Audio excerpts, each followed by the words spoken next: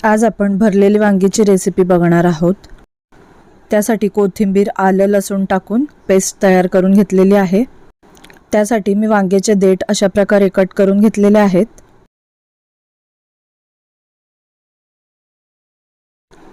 आपल्याला भरलेली वांगी बनवायची आहे, त्यामुळे आपल्याला मध्यभागी वांगी अशा प्रकारे कट करून घ्यायची आहे।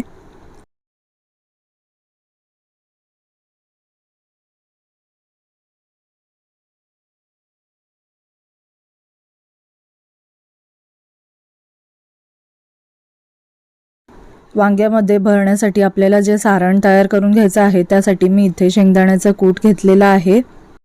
याच्यामध्ये तुम्ही एक टोमॅटो तोडून सुद्धा टाकू शकता किंवा मी याच्यामध्ये एक टोमॅटो कट करून टाकलेला आहे। आता याच्यामध्ये आपल्याला पाव चमचा हळद, काळा मसाला टाकायचा आहे। थोडंसं पाणी टाकून आपण हा सगळा मसाला एकजीव करून घेऊयात।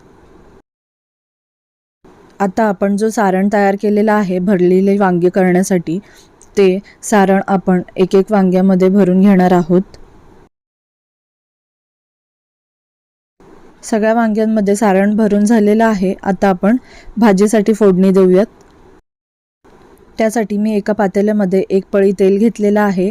त्याच्यामध्ये अर्धा टीस्पून जिरे टाकलेले आहेत, कढीपत्त्याची पानं टाकलेली आहेत।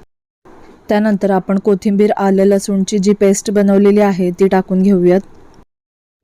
त्यानंतर जे भरलेली वांगी आहेत ते मी याच्यामध्ये टाकत आहे। त्यानंतर राहिलेलं सारण आपण याच्यामध्ये टाकून घ्यायचं आहे। सारण टाकून झाल्यावर आपण याच्यामध्ये गरम पाणी टाकणार आहोत, आपल्याला जे कन्सिस्टन्सी पाहिजे आहे त्याप्रमाणे।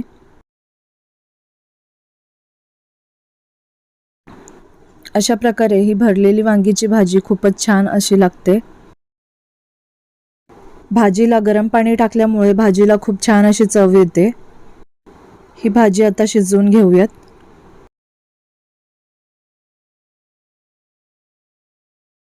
तर आपली भरलेली वांगीची भाजी तयार झालेली आहे। तुम्हाला ही रेसिपी आवडल्यास व्हिडिओला लाईक करा व चॅनलला सबस्क्राईब करा। धन्यवाद।